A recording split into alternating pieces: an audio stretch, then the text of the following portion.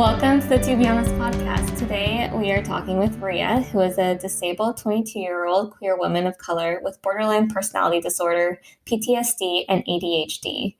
From the age of 11, Rea struggled with self-harm, suicidal ideation, panic attacks, and more. As a teenager, she was in and out of psych wards and treatment centers, struggling to find some stability. After getting sober a year and a half ago, Rea struggles to live with her disability, trying to balance her recovery with work and real life and bills.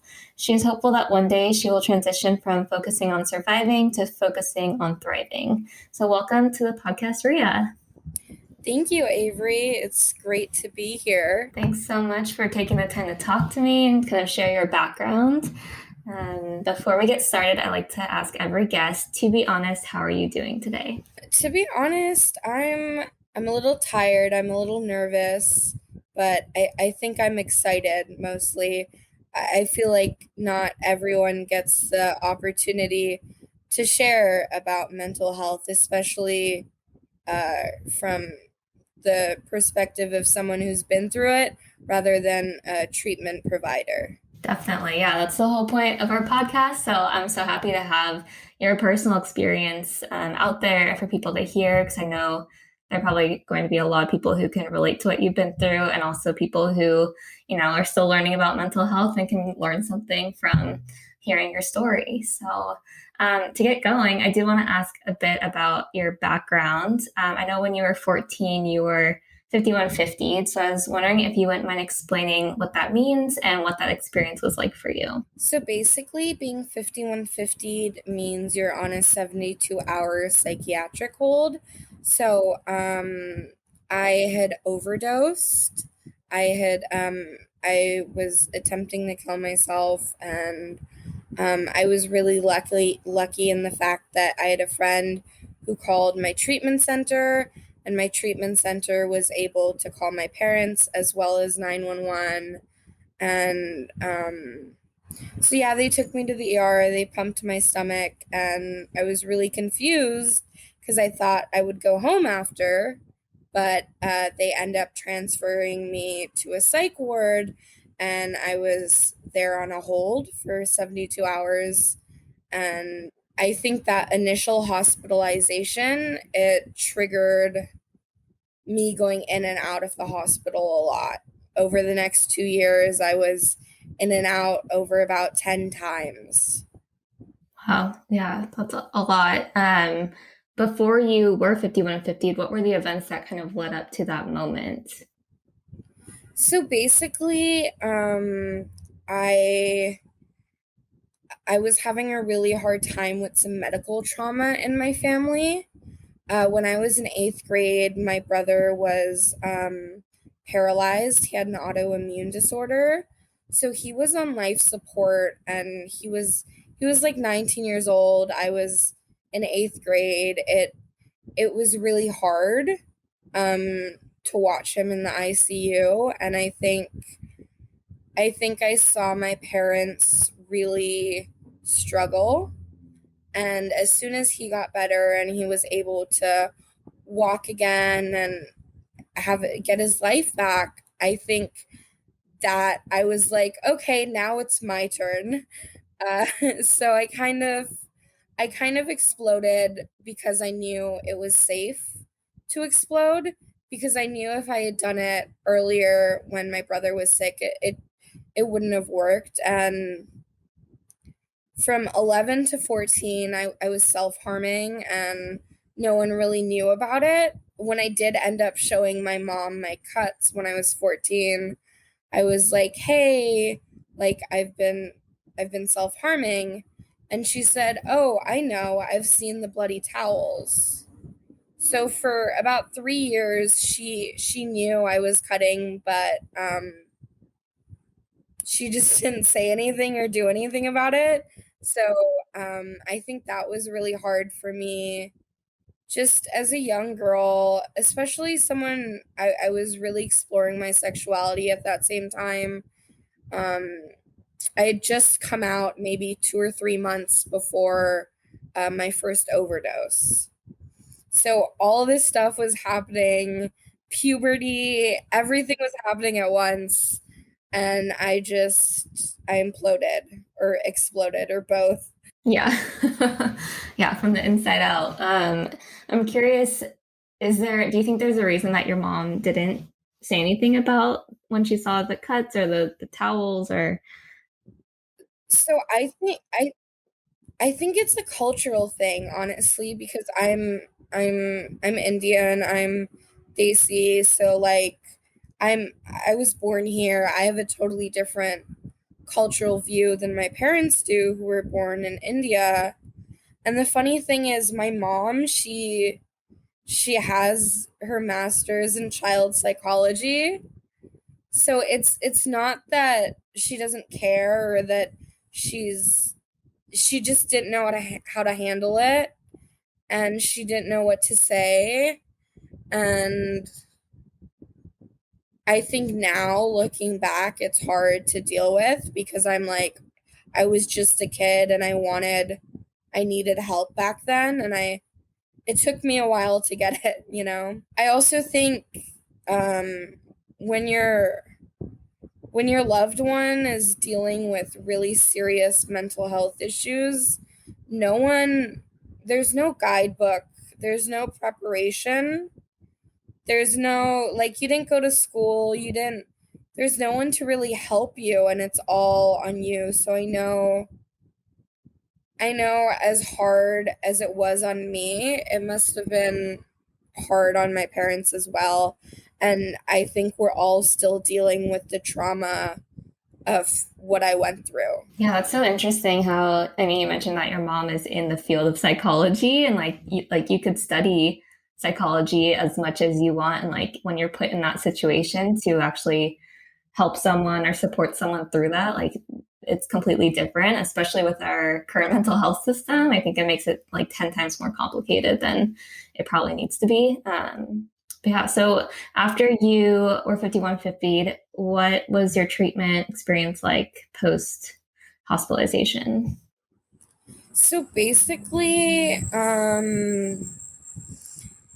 the day after I got discharged from the psych ward, in 12 hours, I ended up back at that very same psych ward.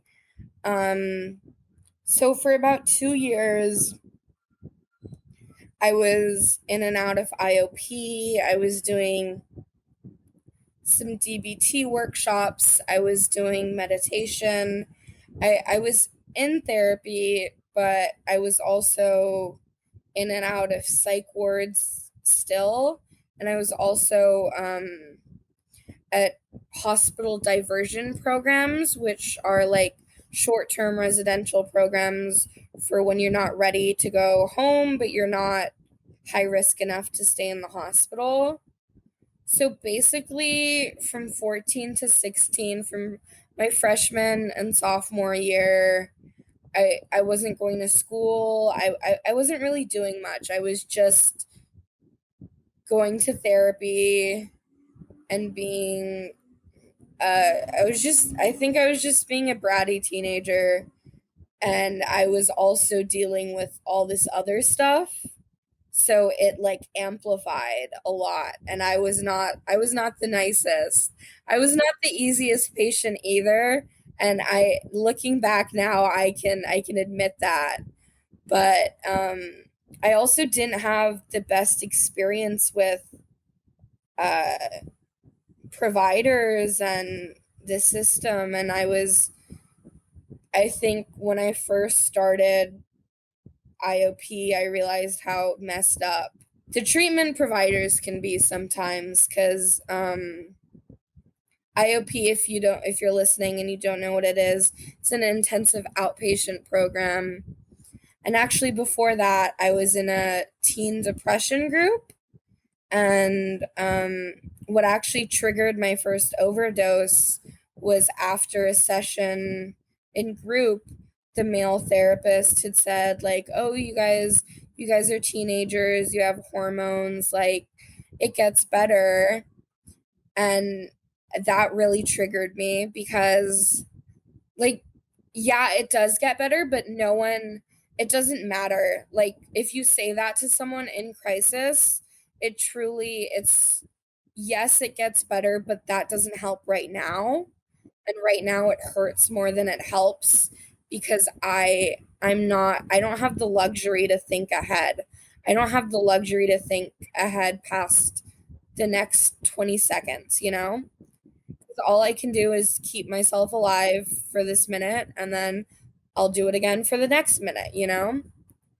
And it was after that I had gone home and I had taken a bunch of pills, and I had taken off my pants and passed out on the couch and started watching Malcolm in the Middle.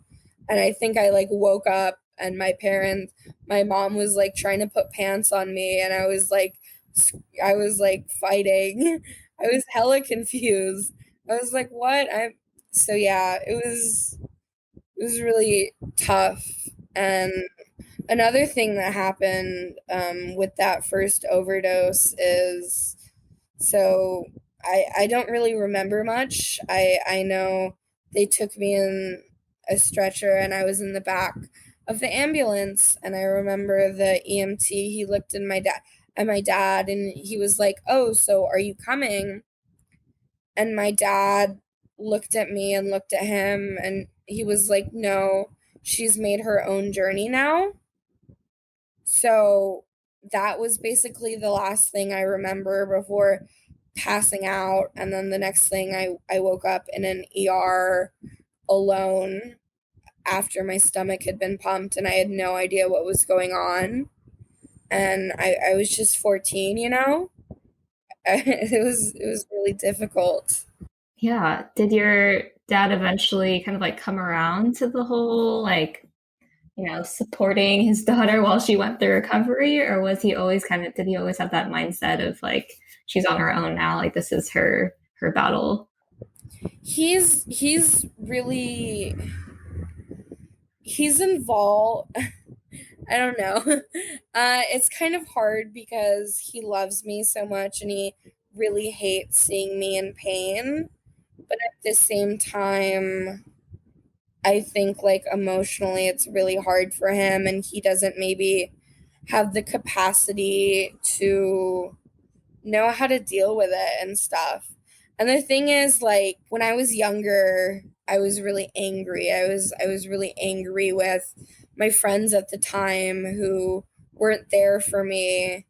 And I was angry with my family. I was angry with the system. And now I look back and I'm like, my friends were also just kids. I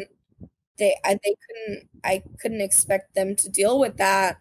And then I look back at my parents and I'm like, they that was their daughter they're watching and she's dying, and that was really hard. And the system, it always brings me back to the system because I've been in treatment consistently since I was 14, and yeah, it's difficult. I'm curious, kind of like your journey post the first overdose. I know you mentioned like intensive outpatient and then the DBT. And then I know you mentioned like a year and a half ago, even sober for a year and a half, which congratulations, that's a huge accomplishment.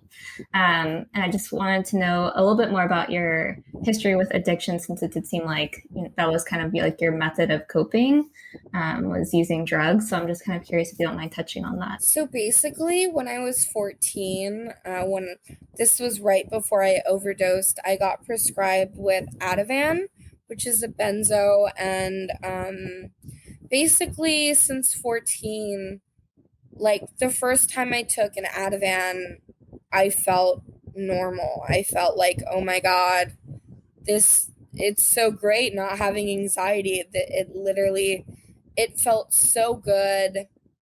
And I realized that the only way I could feel good was if I had like a panic attack or if I was hurting myself. And feeling I associated that feeling of Xanax, Klonopin, Ativan. I associated that with hurting myself or imploding or having a panic attack. So it got to the point where me and my family would get into big fights about when I needed my meds. And I ended up buying stuff off the street. This was maybe I was 16 or 17 at this point. I was visiting colleges in Chicago and I had smuggled 6 bars of Xanax across the country with me. I ended up taking all of those pills in the first 2 days. And that was all of those pills were supposed to last me for a 10-day trip. And I called my therapist and I was like, hey, I've been taking like 3 or 4. Well, I was taking a lot more, but I was taking lots of pills daily. And I was like, now I have none left. So my therapist, she was like, you have to tell your parents. So that is when I started chemical dependency. And from 17 to 20, I was on and off Xan and Ativan and stuff. And at the same time as me using those street drugs, I was also getting a prescription for Klonopin. So I was abusing the system and I was abusing my prescriptions a lot. I ended up moving out to Chicago when I was 20. I was able to get a prescription from California as well as a prescription from Chicago. So I was doubling up on my prescriptions, and I was also taking Adderall at the time. And I was on too many medications and I wasn't taking care of myself. So when I came back to California, I was like, oh crap, I only have half my drugs now. And I couldn't find anyone. I couldn't find any benzos. It's not a very available drug. It's not very popular. I mean, it's popular, but it's more for like anxiety. So when I came back, I was doing cocaine with a friend because in my drug addict mind, I was like, oh, you know what's comparable to benzos is cocaine. And it's not. It's not at all. Xanax is a downer and cocaine is totally not. It's totally an upper. I ended up not doing that well. And I was um, having a lot of bad withdrawal symptoms where I ended up overdosing again in the December before COVID hit. And then I got taken to the hospital. And after that, I stayed sober. I mean, for 40 days, I was completely sober and I didn't drink or smoke any weed. But after 40 days, I started smoking weed again.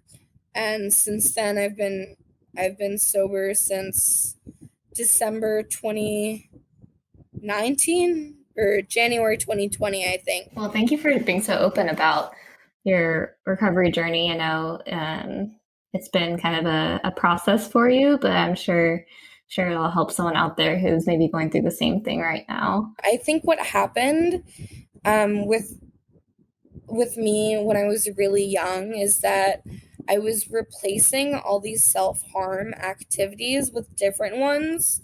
So I started off with cutting and then I moved to drugs. And then when I was 18, I did like risky sex with men, even though I'm a lesbian. And so I feel like my whole life I've just been replacing my harmful activities with less harmful ones.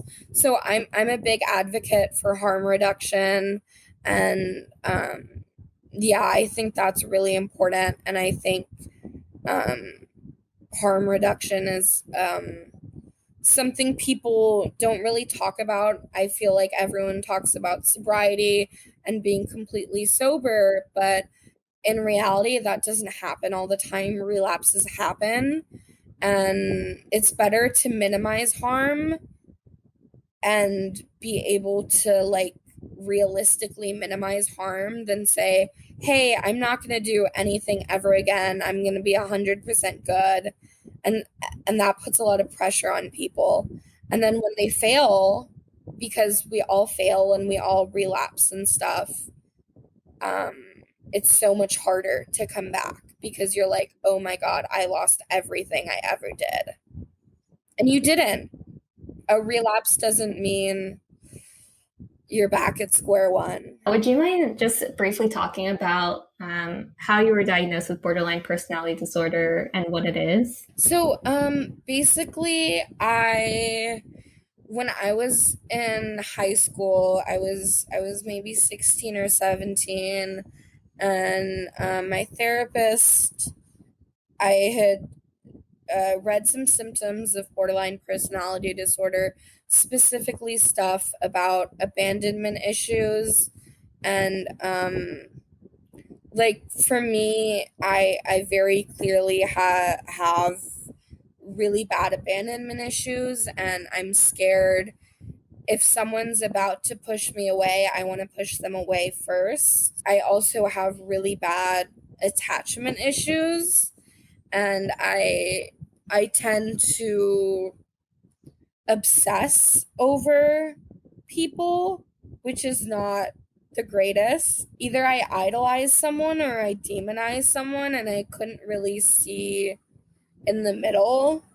And my therapist was like, you know what, you're a teenager, like this, it could be borderline, but it could also just be puberty and stuff. And I was like, okay. And then a few years later, I was like 18, and I ended up getting the diagnosis, and I got the diagnosis of complex PTSD. And I think my CPTSD and my borderline are very wrapped up in each other. I think because borderline is also, a lot of it comes from childhood trauma and it stems from that. And I think I went through a lot of medical trauma in those facilities, and I was already dealing with stuff before that. So I think being in those hospitals and treatment centers kind of made me worse in a way. That's really interesting. You would think at that point those places exist to help you, but instead they were hurting you, which is terrible. And I hope things are better now. But that was also only like 8 years ago, so things probably haven't really changed. Or well, the thing is, especially for me, I tend to absorb other people's trauma. So I'm not even allowed in group therapy anymore because I will absorb that trauma and make it my own. And I think that was so hard about being in the psych ward, because everyone was going through their own personal hell. And I kind of absorbed all of that and I took it on.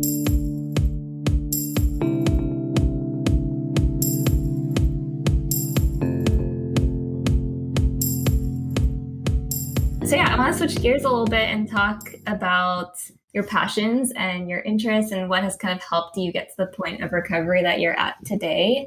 I know you're really into comedy and writing. So what inspired you to get into both of those? So I'm a writer, producer, director, actor, and comedian. Basically, I was able to join community college at 16 years old due to this really cool program called the Middle College Program.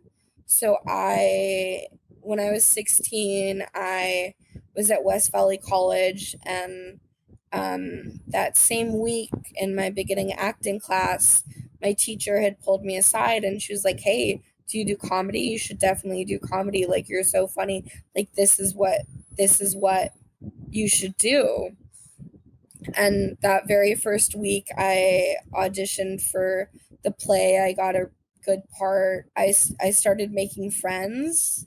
I think it was so much easier for me to connect with people who were older than people my age, because back then, like, they were talking about prom and I was talking about like cutting and stuff, and it was very different.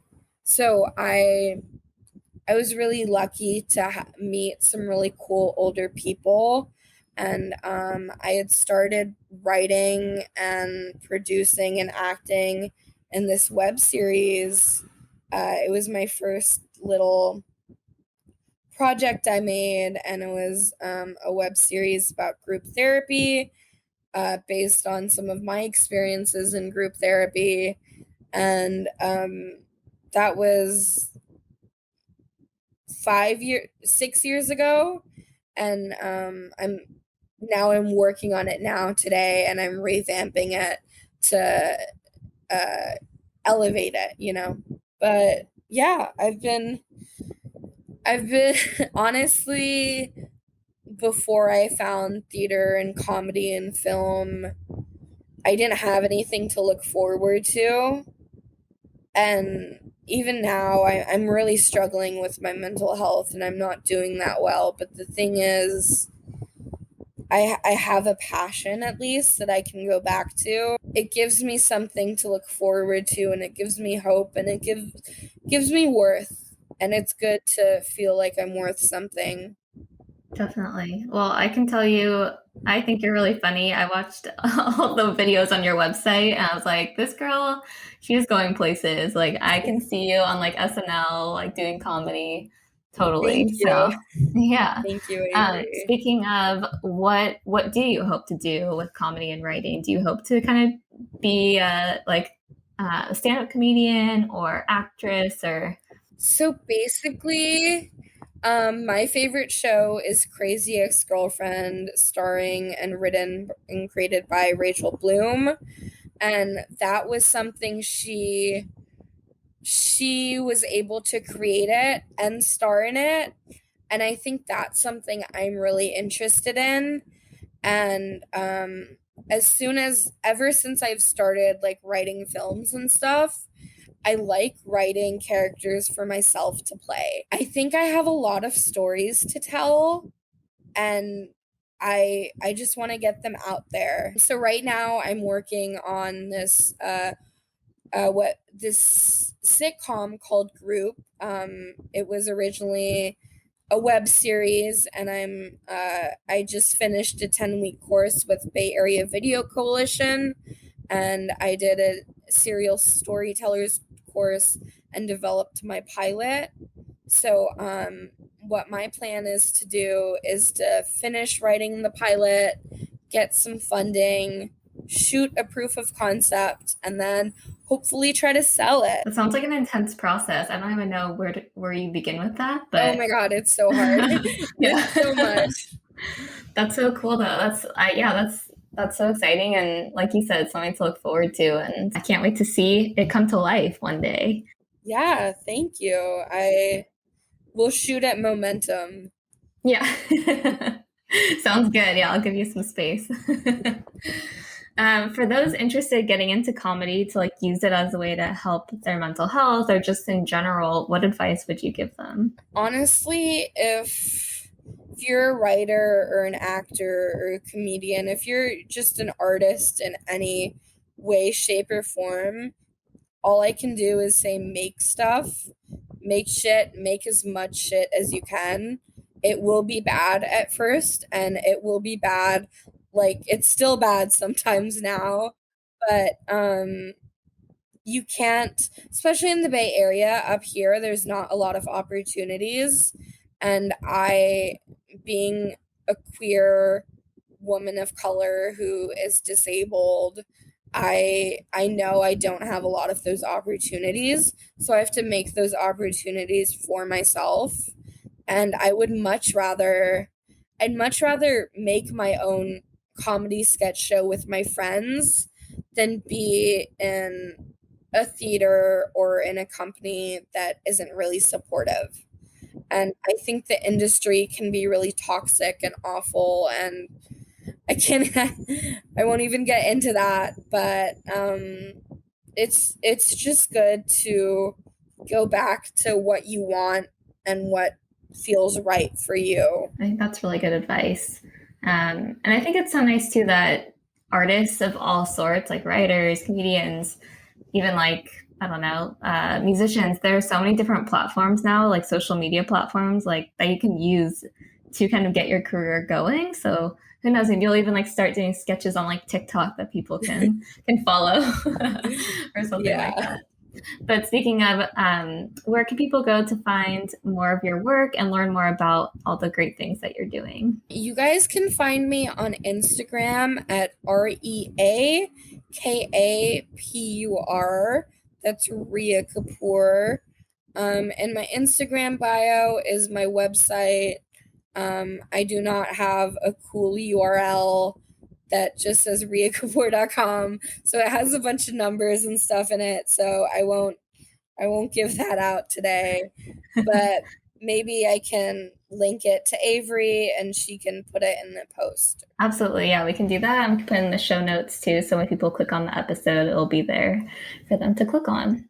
Yeah, thank you so much for being on the podcast and sharing your story. I really look forward to people hearing all about your journey to recovery and also checking out all your amazing comedy and writing. It's so exciting. So thank you so much, Rea. Thank you so much, Avery. It's been great. And for anyone out there who needs someone to maybe just listen, hit up my Instagram. Like, just, I feel like it can be really isolating being mentally ill in today's world, especially with COVID and everything. And I want people to know that they're not alone. Oh, that's so nice of you. Yeah, thank you for opening up your inbox to people. It's such a generous offer. So I'm sure people will be reaching out because we could all use someone to talk to every once in a while, especially when you're dealing with some mental health challenges. So thank you again so much for being on the podcast, and I hope to talk to you again soon. Sweet. Thank you, Avery. Have a great day. Thanks, you too. Bye. The To Be Honest podcast is a creative platform that enables youth and young adults to share their personal experience with mental health to help normalize the conversation around this often taboo topic. To Be Honest is a program of Momentum for Health and is supported by District 4 Inventory Funds, Republic Urban Properties, and BetterHelp. To learn more about To Be Honest, visit tobehonest.today or check us out on Instagram, Facebook, Twitter, and YouTube. The To Be Honest podcast is hosted and edited by Avery Cruz, as well as edited by Peyton Dillehay. Music for the podcast was created by Julia Steele. For more information, check out the episode show notes in the streaming platform of your choice. Happy listening!